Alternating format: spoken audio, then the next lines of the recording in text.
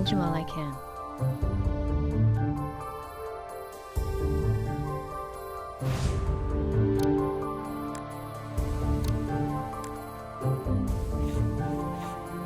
Derek's been gone for a week. How often do they do the laundry around here?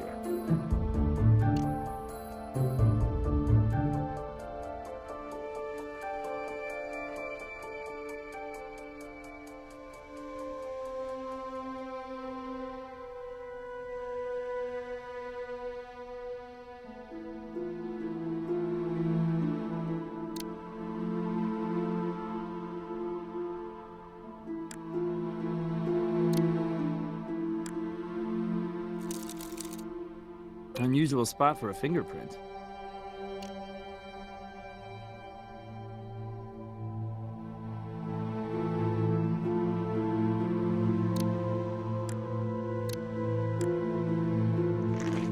Looks like this lid fits the jar in the contractor's shop. Careful, something's on the inside.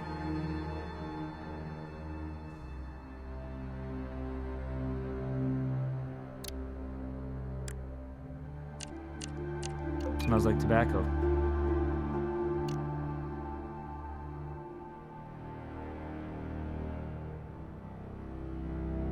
I told you all I can.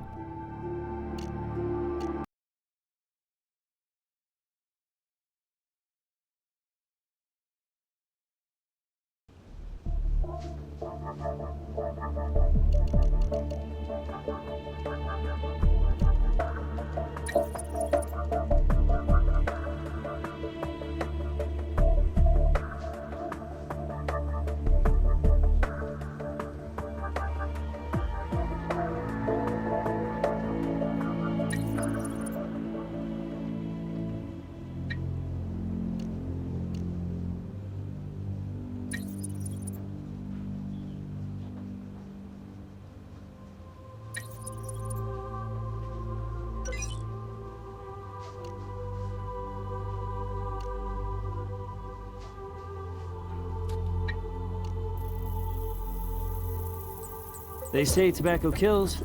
Sure does, especially with the pesticide blend. So, poison was mixed inside the lid at the condo. Derek and Carla were having their last breakfast together, and Lou, the friendly contractor, stopped by. Man, any one of them could have done it.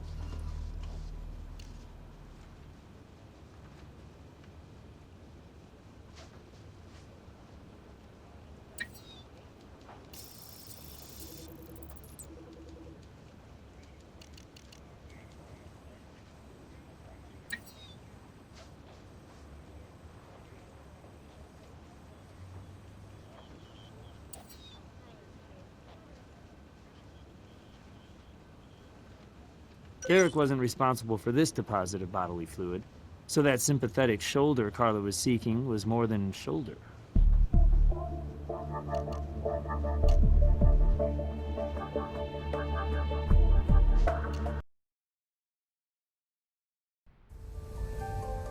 I told you all I can.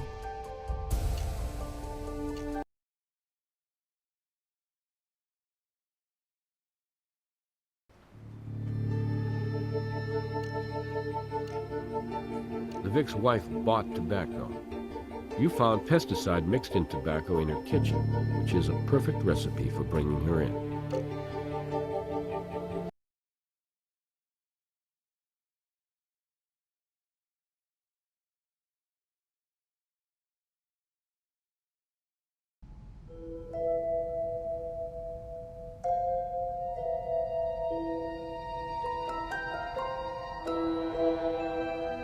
Well, it was a gift, of course. Smoking was the one vice Derek had that I hadn't tried to break him of, and making a gift of tobacco had a special meaning for us. Special meaning. And you especially made sure he had to take it with him out in the desert. I really have no idea what you're getting at. My husband liked to roll his own cigarettes. I gave him some tobacco as a gift. Same unique blend that killed your husband. Well, that is odd, I admit. And as I say, he rolled his own cigarettes. Wouldn't he have noticed if someone mixed something toxic in? This was odorless, tasteless, and worth a shot, with half a mil payday waiting for the loving wife. Spare me your sarcasm, Captain. I already told you, that money means nothing to me. I earn my own considerable income as an attorney. Wasn't I the one who told you about the policy and warned you it would look suspicious? I didn't touch any jar, and I have no idea how pesticide might have gotten in my husband's tobacco. Why don't you ask that jackass Astor? It was his pesticide, wasn't it? Hell, it was his jar! Just like I said before, he got up and made us breakfast. You don't think he could have poisoned himself, do you? Well, he seemed happy. Then we were eating, and the contractor stopped by to get his junk out of our kitchen. We just left him alone. Neither of us wanted to talk to him. Wait, the contractor was in our kitchen. He could have poisoned him right behind our backs. God, I can't believe it.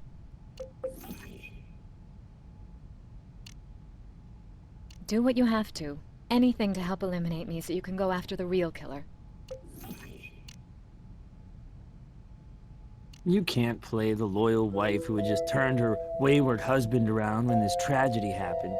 Not when the semen stains we found don't belong to your late husband. I was going to end it. The affair, I mean. It started before Derek turned his life around, during a time when I felt very, very alone. And even when Derek and I started crawling back up out of the hole our marriage had become, my friend, as you put it, was there for me, supporting me. I'm not the only woman with 2 men in her life that she cares about. I've told you all I can.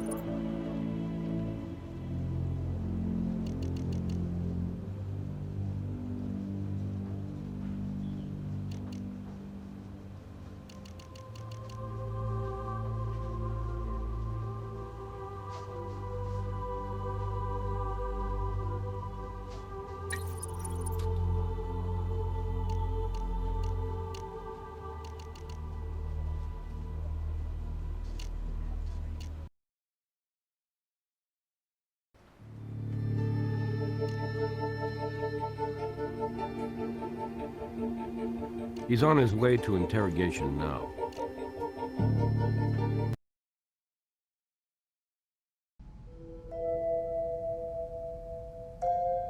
Big deal. I worked at that condo. A lot of my stuff was there. But I would never leave that rat-killer compound around with the lid off. I ain't no idiot. That hot wife must have taken it off. Or maybe Derek took it off and offed himself. Did you geniuses ever think of that?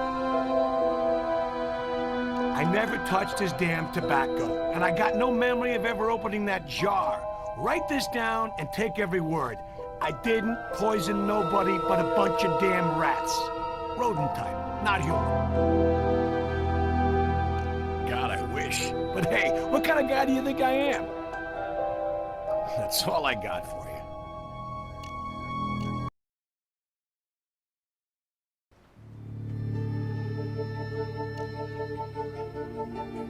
She's on her way to interrogation now.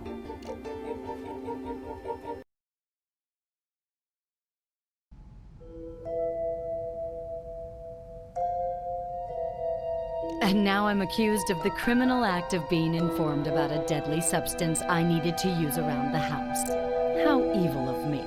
When you lie to us, it makes you look evil. Perhaps I did read about the poison. Honestly, I can't remember if I did or didn't. It's all so trivial at a time like this. I know you find it hard to believe, but I loved my son. We had our problems, and ours was not the ideal mother and son relationship. But I was still his mother, and I gave him his life. I did not take it. How remarkable. What brilliant detectives you are. Finding a mother's fingerprints at her son's condo from months ago. How terribly, horribly incriminating for me. Now, if you'll excuse me, I have a life to rebuild and a campaign to run and win. I don't have anything else for you.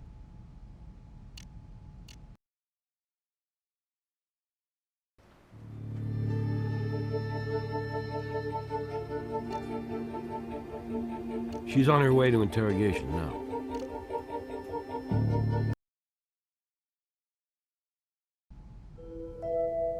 I've told you all I can.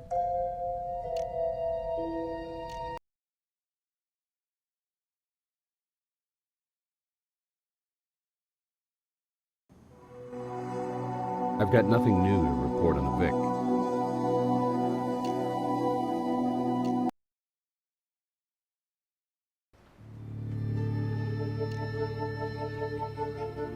He's on his way to interrogation now.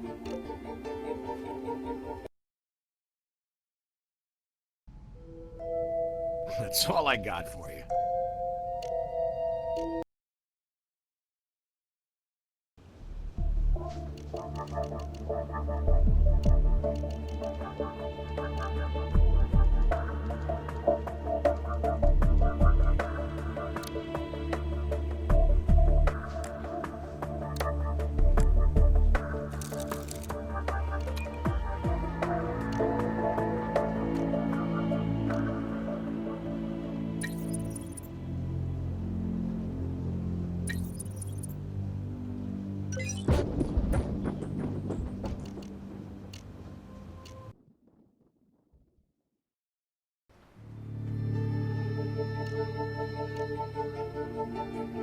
Prints on the jar lid tell the whole story.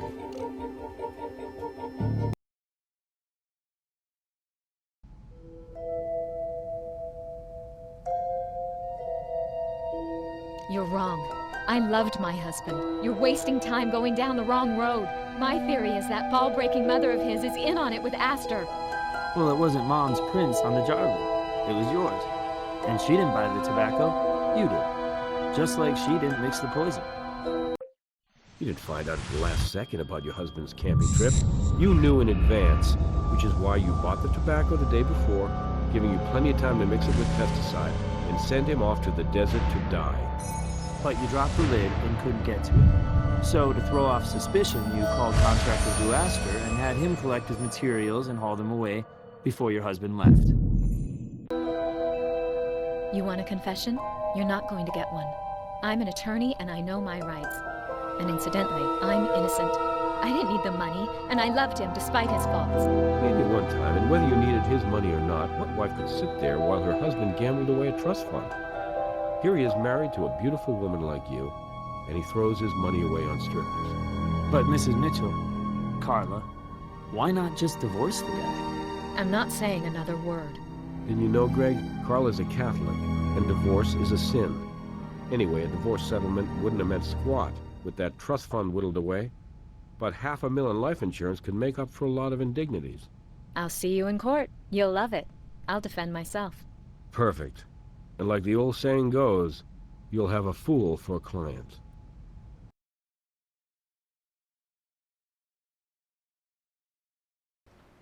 The tragedy of marriage, a wag once said, is that all women marry thinking their man will change, and all men marry believing their wives will never change.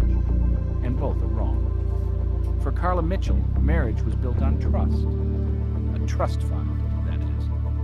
When she saw it melt away, she sought a new policy, life insurance. Her poison of choice was tasteless and odorless, but not invisible. To the eyes of science, it is. You did well. Let's evaluate your performance. You investigated every possible angle on this case. It doesn't happen often, but I'm very impressed.